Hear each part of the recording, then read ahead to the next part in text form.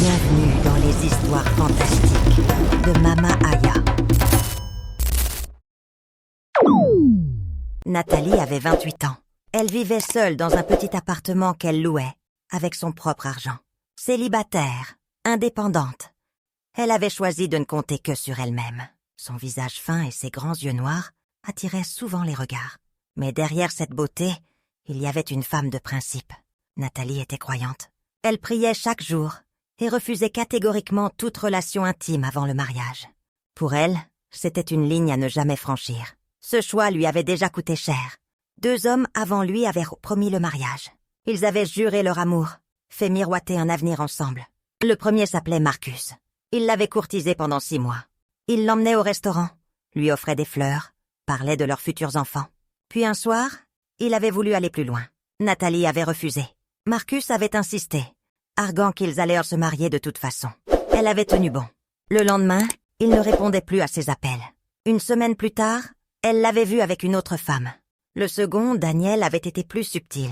Il avait joué la carte de l'homme respectueux pendant presque 1 an. Il l'accompagnait à l'église, priait avec elle.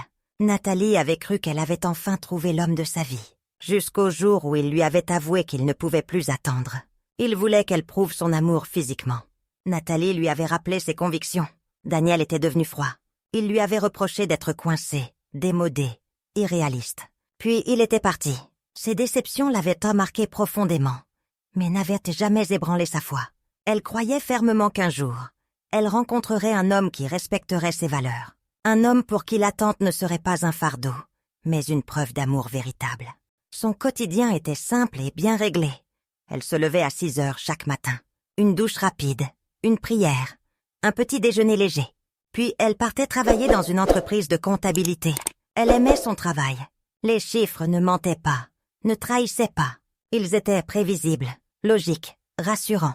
Elle rentrait chez elle vers 18 heures. Le soir, elle cuisinait, lisait la Bible, regardait parfois un film. Sa vie était paisible.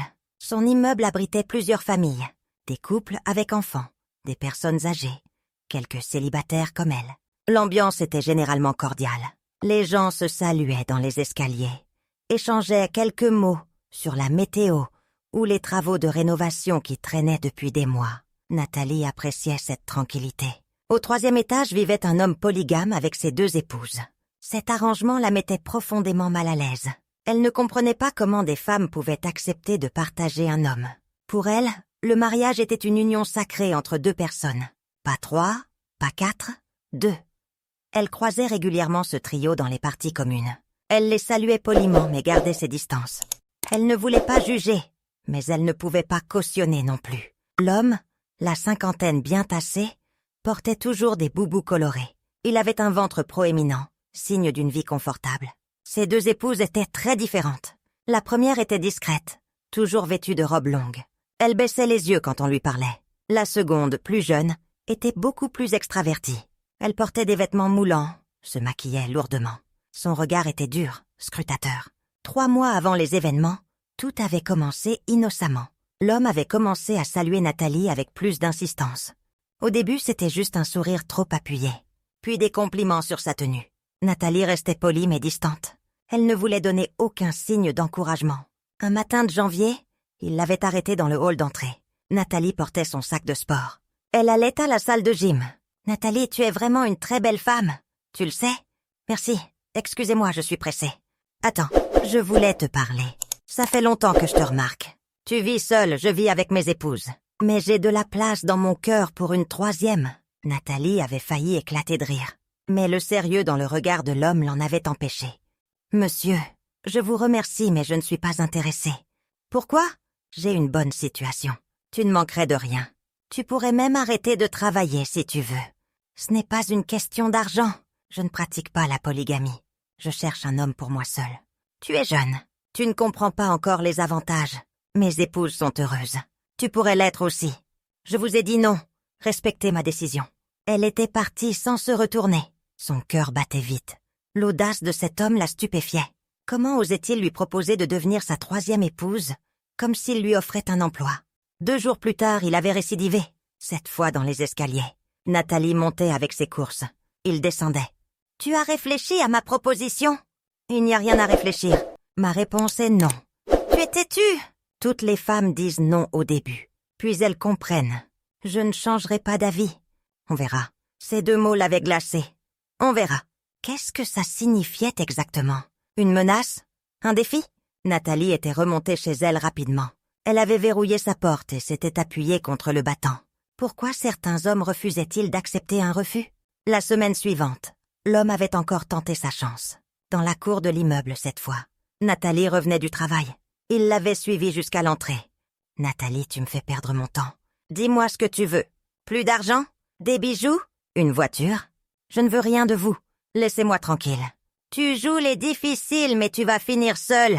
À ton âge, tu devrais être reconnaissante qu'un homme comme moi s'intéresse à toi. » La colère avait envahi Nathalie. « Un homme comme vous?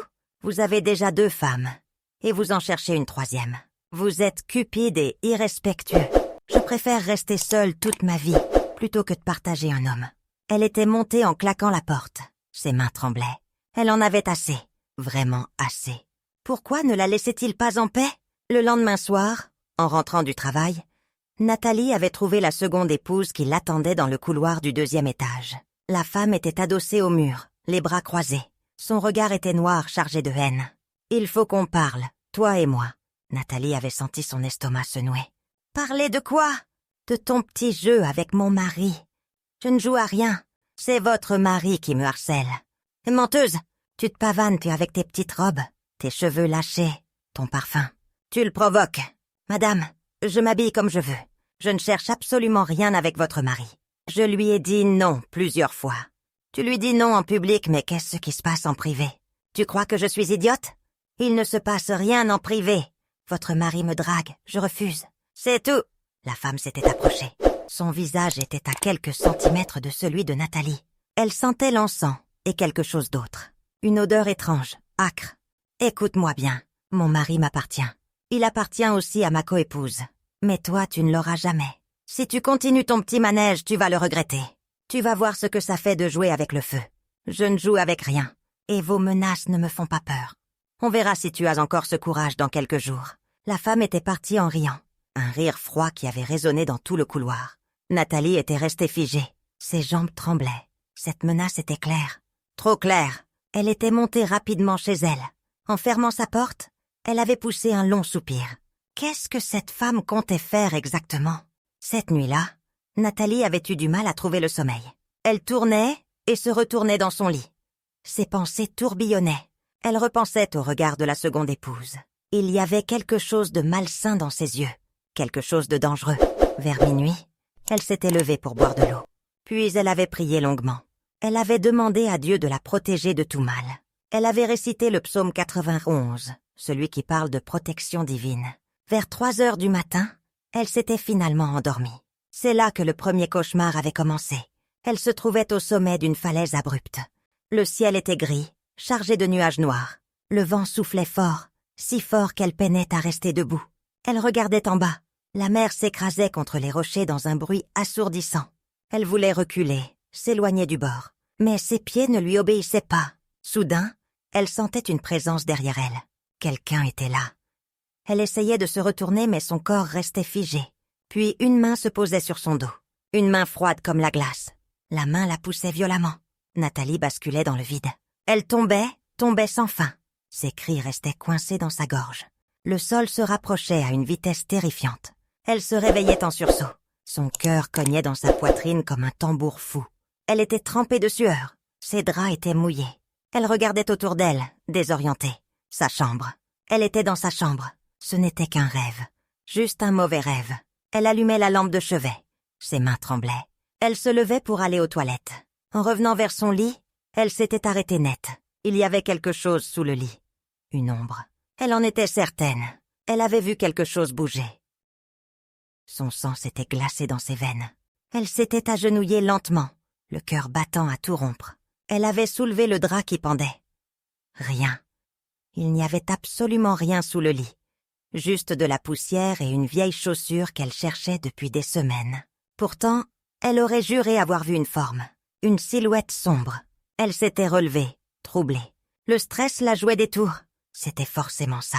La confrontation avec la voisine l'avait perturbée plus qu'elle ne voulait l'admettre. Elle s'était recouchée en serrant sa Bible contre sa poitrine. Elle avait prié jusqu'à l'aube. Les premiers rayons du soleil l'avaient trouvée assise dans son lit, les yeux grands ouverts. Le lendemain au travail, Nathalie était épuisée. Les cernes sous ses yeux témoignaient de sa nuit agitée. Sa collègue Marie l'avait remarqué. « Tu as l'air fatiguée, ça va ?»« Oui, juste une mauvaise nuit. »« Des soucis ?»« Rien de grave.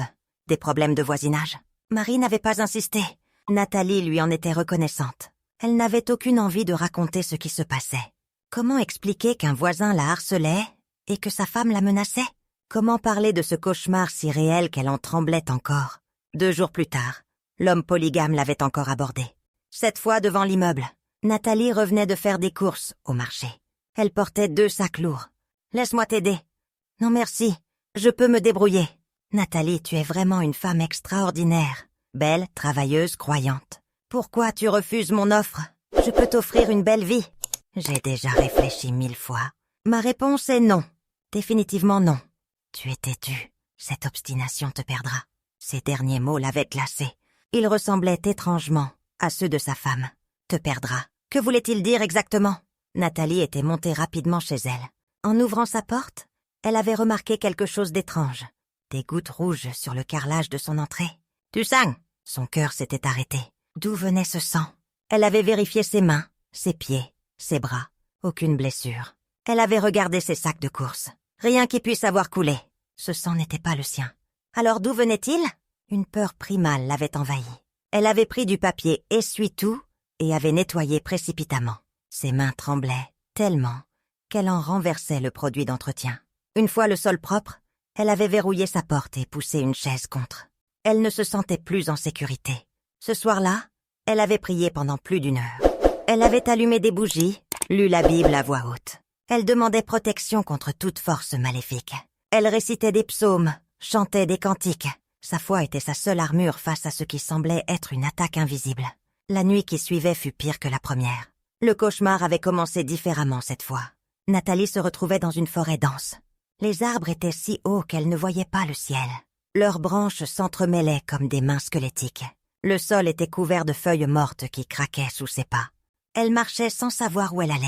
Une brume épaisse l'entourait. Puis elle entendait des bruits derrière elle, des grognements sourds. Elle se retournait mais ne voyait rien. Les bruits se rapprochaient. Son cœur s'emballait. Elle commençait à courir. Ses pieds s'enfonçaient dans le sol humide. Les branches griffaient son visage. Elle courait de plus en plus vite, mais ses jambes étaient lourdes comme du plomb. Soudain, la créature apparaissait. Mi humane mi animale.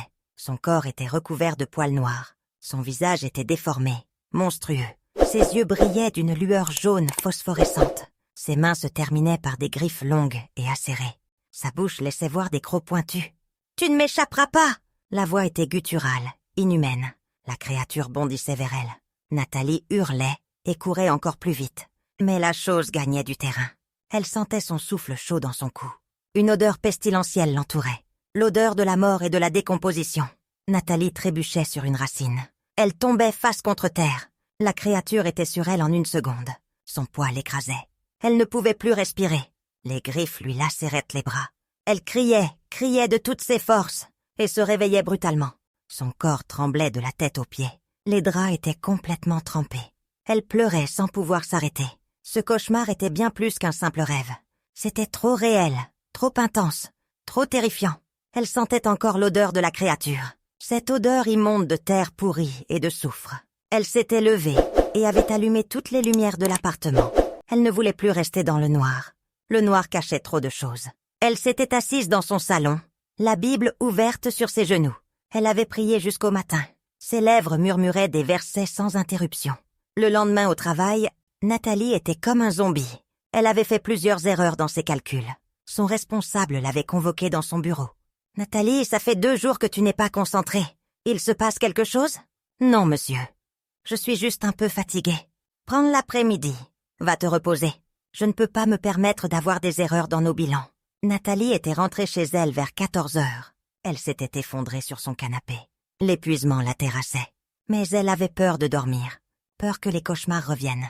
Elle avait appelé sa meilleure amie, Sophie. « Sophie, il faut que je te parle. Tu peux passer? Qu'est-ce qui se passe? » Tu as une drôle de voix. S'il te plaît, viens, j'ai besoin de toi. Sophie était arrivée 1 heure plus tard. Elle avait trouvé Nathalie recroquevillée sur le canapé, les yeux rouges. Mon Dieu, Nathalie. Qu'est-ce qui t'arrive? Nathalie lui avait tout raconté. Les avances du voisin, les menaces de sa femme, les cauchemars terrifiants, le sang dans son entrée. Sophie l'avait écouté sans l'interrompre, les yeux écarquillés. Tu dois déménager. Tout de suite. Je ne peux pas. J'ai un bail d'1 an. Il me reste encore 6 mois. Alors va dormir chez tes parents quelques jours. Tu ne peux pas rester ici. Je ne veux pas inquiéter mes parents. Papa a des problèmes cardiaques. Le stress pourrait le tuer. Nathalie, cette femme pratique peut-être la sorcellerie. Tu ne peux pas prendre ça à la légère. Je sais, c'est pour ça que je prie. Ma foi me protégera. Sophie était restée avec elle jusqu'au soir. Sa présence avait réconforté Nathalie. Elles avaient prié ensemble, mangé un repas léger. Vers 21 heures, Sophie était partie. Nathalie s'était préparée pour la nuit avec appréhension.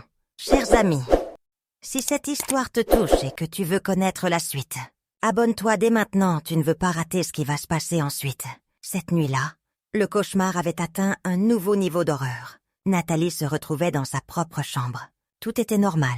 Son lit, son armoire, sa commode. Mais l'atmosphère était différente. L'air était lourd, oppressant. Une présence malveillante emplissait la pièce. Elle ne pouvait pas la voir, mais elle la sentait. Cette présence l'observait, l'épiait. Puis une femme apparaissait au pied de son lit. Elle se matérialisait lentement, comme une fumée qui prend forme. Nathalie ne distinguait pas son visage. Il était flou, indéfini. Mais elle savait que cette femme lui voulait du mal. Elle le sentait dans chaque fibre de son être. « Lève-toi !» La voix était froide, autoritaire. Nathalie voulait refuser. Elle voulait rester dans son lit, se cacher sous les couvertures. Mais son corps ne lui obéissait plus. Ses jambes se levaient toutes seules. Elle se mettait debout comme une marionnette. « Marche vers la fenêtre !»« Non !»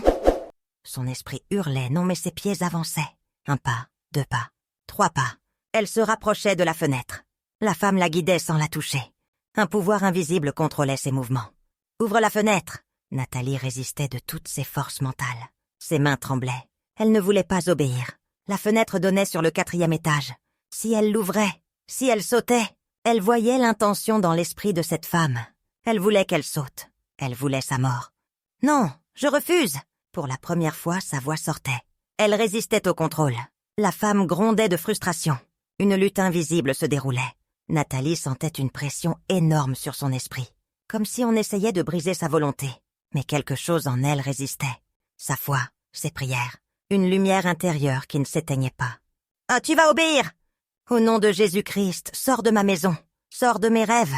Tu n'as aucun pouvoir sur moi. » La femme avait hurlé, un cri strident qui perçait les tympans. Puis soudain, son visage se révélait. Les traits flous devenaient nets. C'était la seconde épouse. Ses yeux étaient rouges comme du sang. Sa bouche était déformée par la rage. Des veines noires apparaissaient sur son visage. « Tu dois mourir! Tu m'entends? Tu dois mourir !»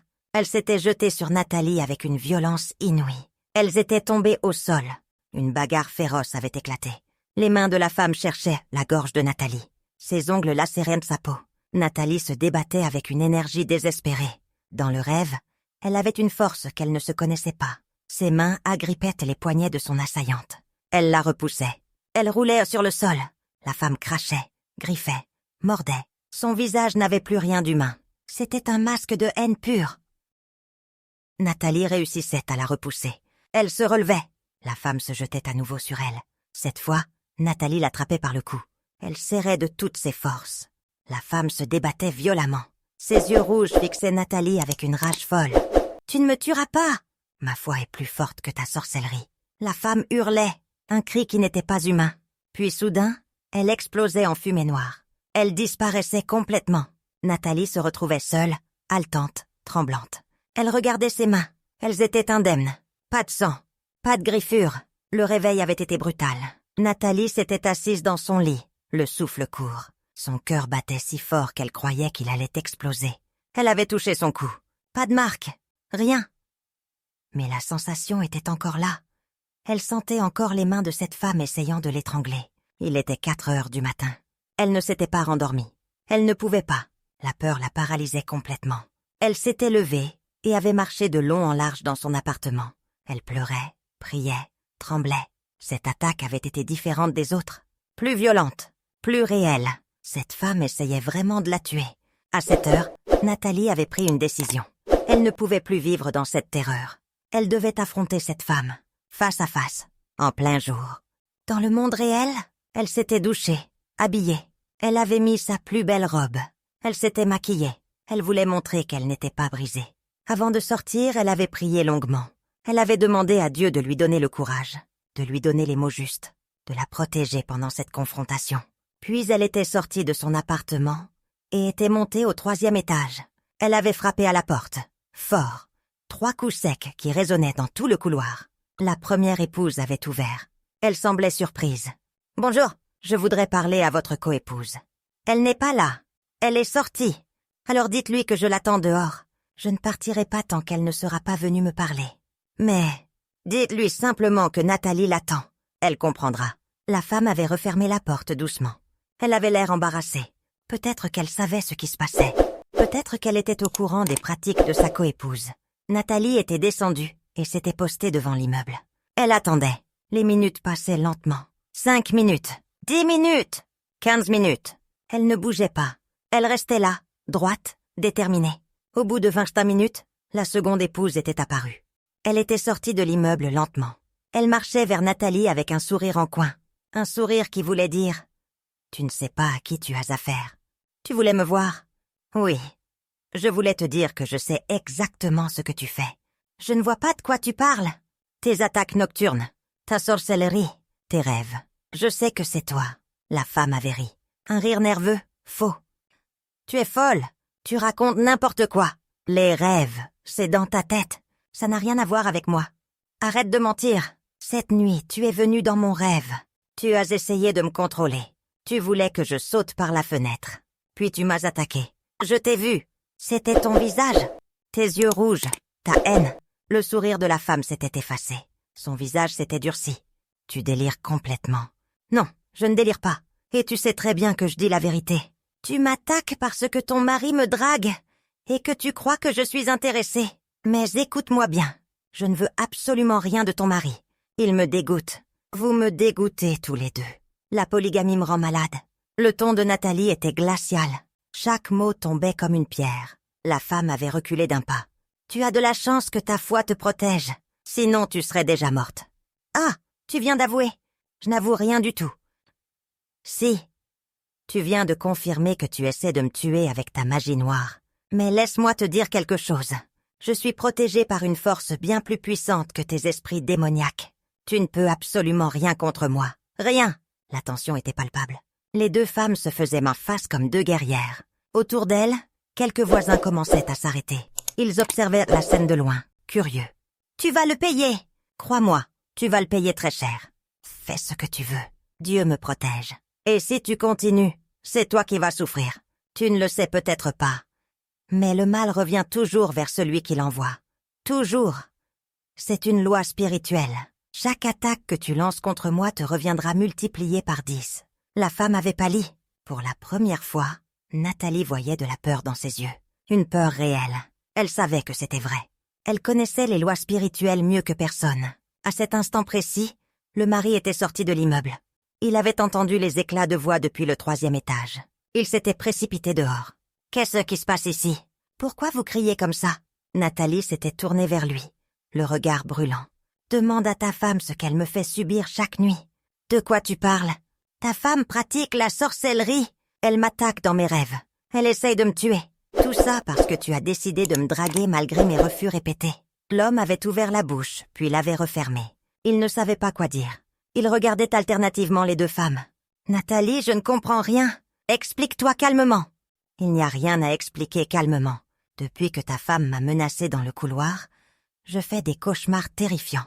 Des rêves où je suis attaquée, poursuivie, contrôlée. Cette nuit, elle est venue dans mon rêve.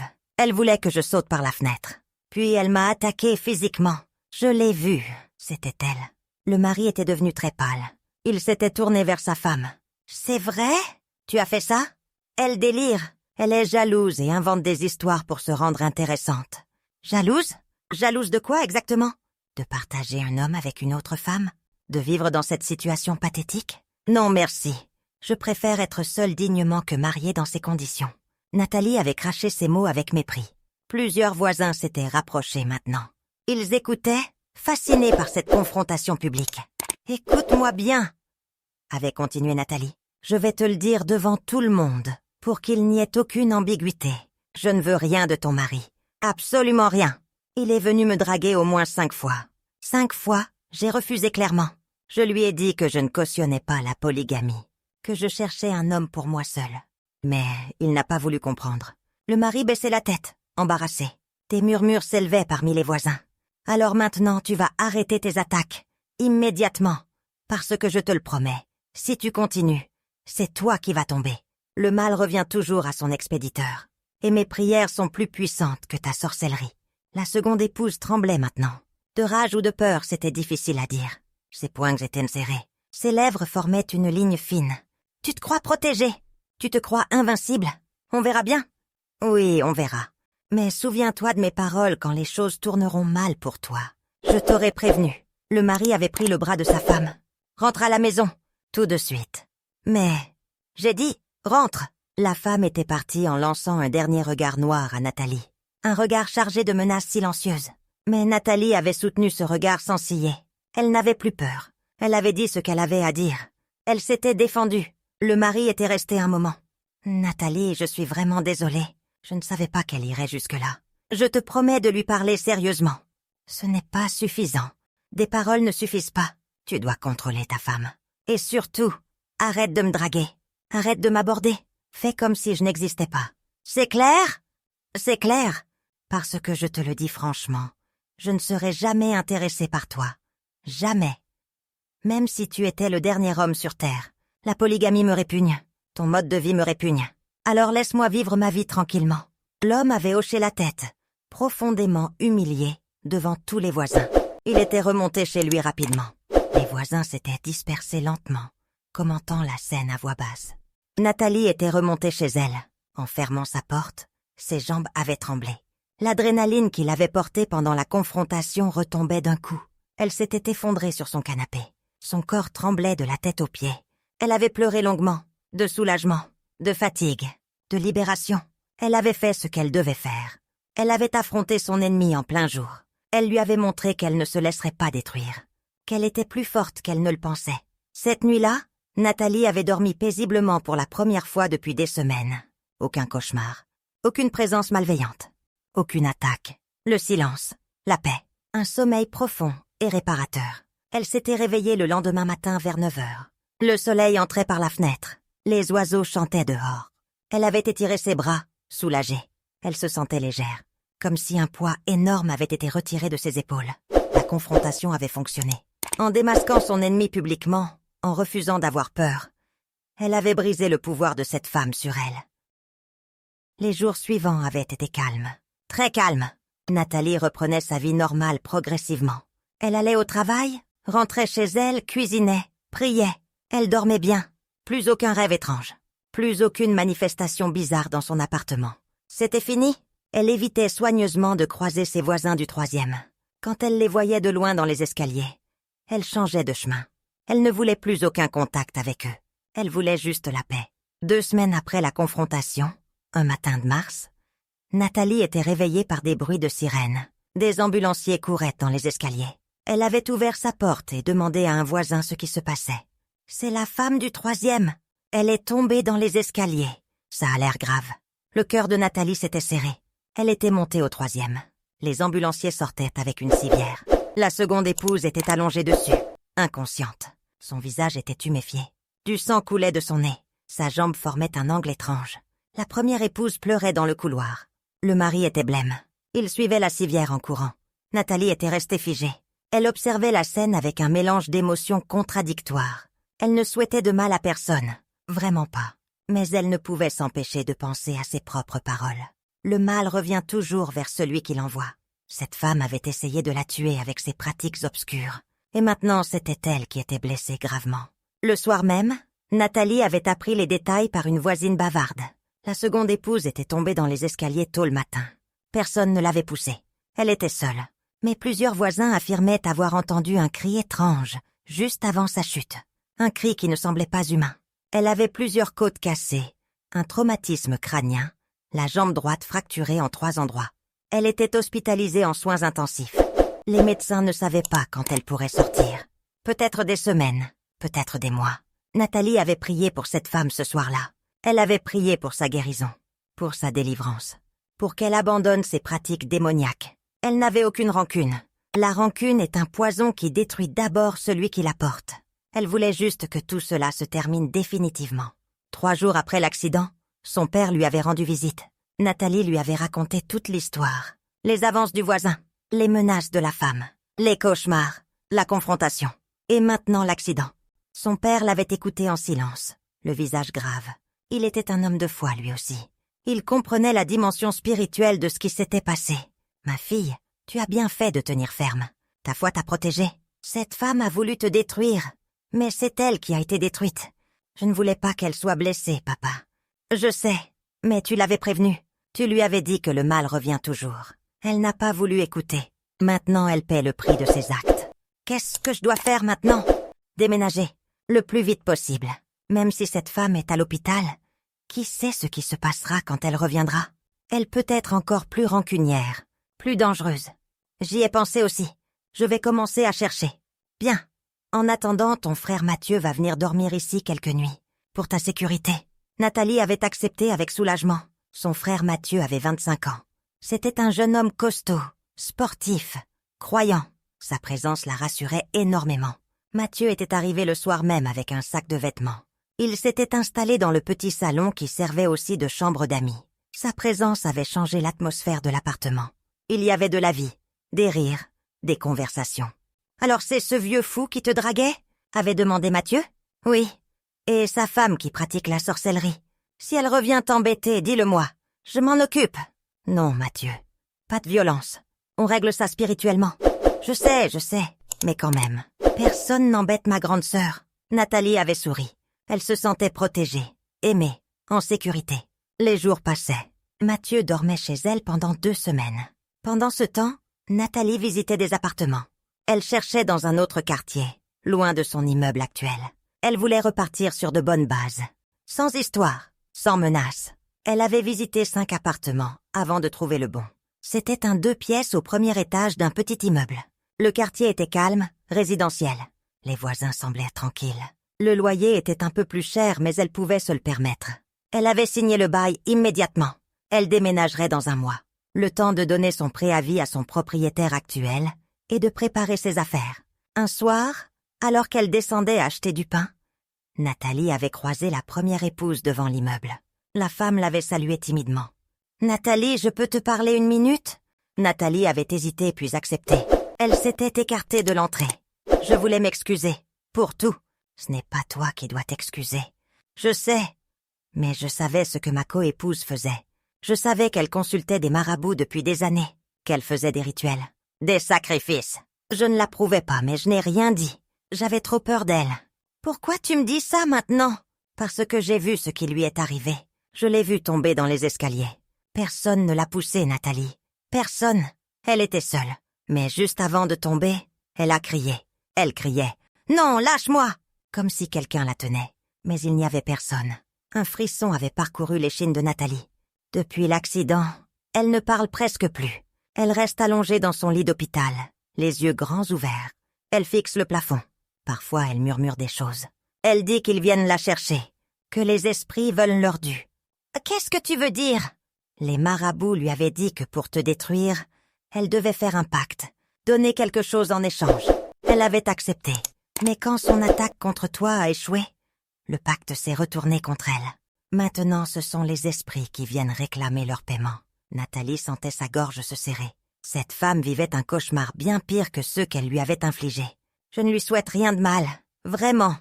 Je vais prier pour elle. Pour qu'elle soit délivrée. Merci. Elle ne le mérite peut-être pas, mais merci quand même. Tu es une bonne personne, Nathalie. Je regrette que mon mari t'ait importuné. Je regrette que ma coépouse t'ait attaquée. Vous auriez pu être amis dans d'autres circonstances. Peut-être, mais c'est fini maintenant. Je déménage le mois prochain. Tu as raison. C'est mieux pour toi. Commence une nouvelle vie loin d'ici. Les 2 femmes s'étaient séparées. Nathalie avait continué vers la boulangerie, le cœur lourd. Elle ne ressentait aucune satisfaction face à la souffrance de cette femme. Juste de la tristesse. Toute cette histoire aurait pu être évitée si l'homme avait respecté son refus dès le début, si la femme n'avait pas cédé à la jalousie, si elle n'avait pas choisi la voie de la sorcellerie. Mais le mal engendre le mal, et les conséquences sont toujours lourdes. Les semaines passaient. Nathalie préparait son déménagement. Elle triait ses affaires, emballait ses cartons. Mathieu était retourné chez leurs parents, mais il revenait souvent l'aider. Son père aussi passait régulièrement.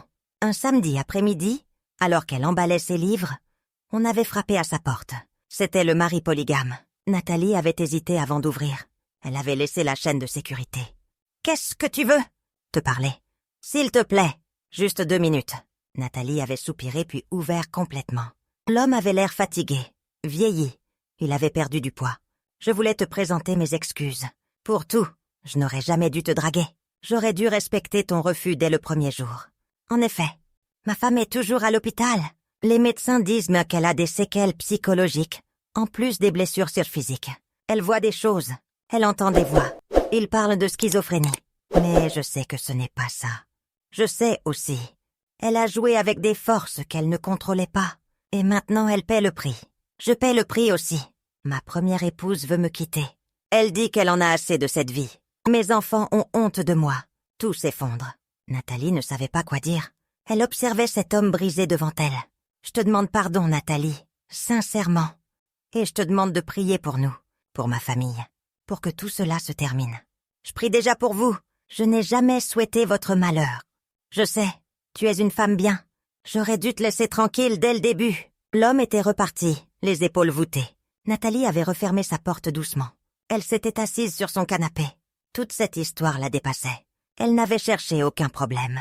Elle voulait juste vivre sa vie tranquillement. Mais parfois, les ennuis viennent vous chercher. Le jour du déménagement était arrivé. Mathieu était venu avec 2 amis costauds. Ils avaient chargé le camion en quelques heures. Nathalie faisait un dernier tour de son appartement vide. Elle regardait les pièces où elle avait vécu pendant 1 an et demi. Les joies, les peines, les cauchemars. En fermant la porte pour la dernière fois, elle avait ressenti un immense soulagement. Elle laissait derrière elle une période sombre, une période où elle avait été testée dans sa foi, dans son courage, dans sa détermination. Mais elle avait tenu bon. Elle ne s'était pas laissée abattre.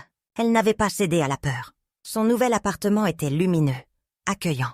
Le premier soir, elle avait installé un petit autel avec sa Bible, quelques bougies, une croix. Elle avait prié longuement. Elle remerciait Dieu de l'avoir protégée. Elle demandait sa bénédiction pour ce nouveau départ. Les semaines suivantes, Nathalie s'était épanouie dans sa nouvelle vie. Ses nouveaux voisins étaient bienveillants. Une vieille dame du 2e lui apportait parfois des gâteaux. Un jeune couple du rez-de-chaussée l'avait invitée à dîner. L'atmosphère était chaleureuse, paisible. Elle dormait bien. Plus de cauchemars, plus d'angoisse nocturne. Juste un sommeil réparateur. Elle se réveillait chaque matin avec le sourire. Elle allait au travail avec enthousiasme. Sa vie reprenait son cours normal. 3 mois après le déménagement, Sophie lui avait rendu visite. Elle buvait du thé dans le petit salon. « Tu as vraiment l'air bien, Nathalie. Tu rayonnes. Je me sens bien. Vraiment bien. » Cette épreuve m'a transformée. « En quoi ?» J'ai découvert une force en moi que je ne connaissais pas. J'ai affronté mes peurs. J'ai tenu ferme face à la méchanceté. J'ai refusé de me compromettre. Et j'ai gagné. Tu as eu beaucoup de courage. Ce n'était pas seulement du courage. C'était de la foi. Sans ma foi, je n'aurais jamais tenu. J'aurais succombé. Est-ce que tu as des nouvelles de cette femme? Non, et je n'en veux pas. Cette histoire est derrière moi. Je suis passée à autre chose. Sophie avait souri. Elle admirait la force de son amie. Cette capacité à pardonner sans oublier. À avancer sans se retourner. 4 mois après le déménagement, Nathalie avait reçu un appel de la première épouse. Elle ne savait pas comment elle avait eu son numéro. Mais elle ne lui en avait pas voulu. « Nathalie, c'est moi. Je voulais juste te dire que ma coépouse est sortie de l'hôpital. Comment va-t-elle? Pas bien. Elle boite. Elle a des maux de tête constants. Et elle voit toujours des choses. Elle a abandonné toutes ses pratiques. Elle a brûlé tous ses gris-gris. Elle a peur maintenant. Peur des esprits qu'elle a invoqués. Je continue de prier pour elle. Merci. Mon mari et elle ont divorcé. Ils ne supportaient plus.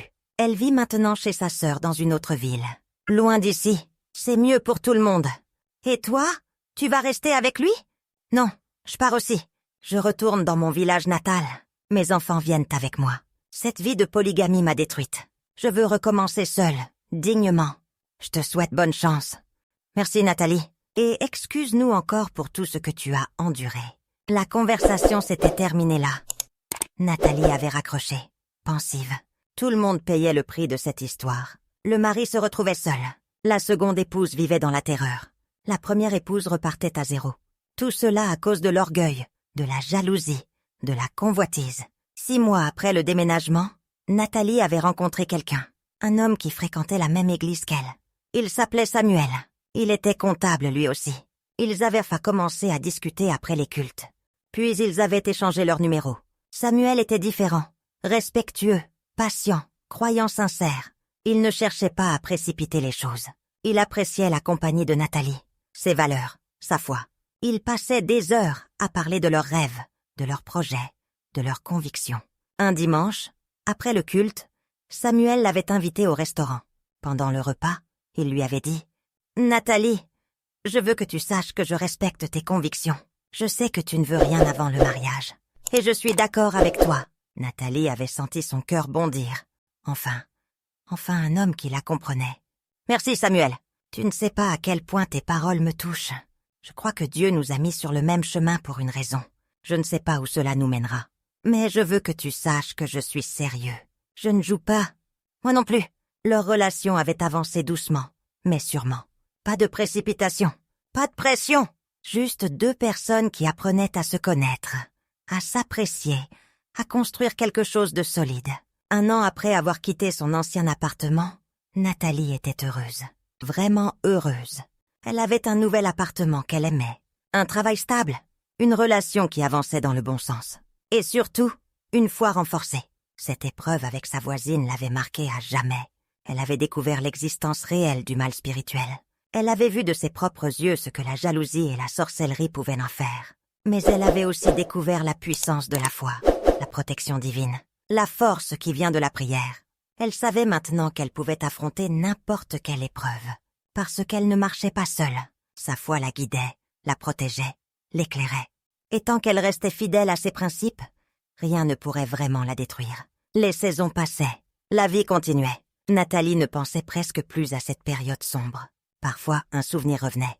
Un flash du cauchemar. L'image de la créature. Le visage déformé de la seconde épouse. Mais elle chassait ses pensées rapidement. C'était le passé.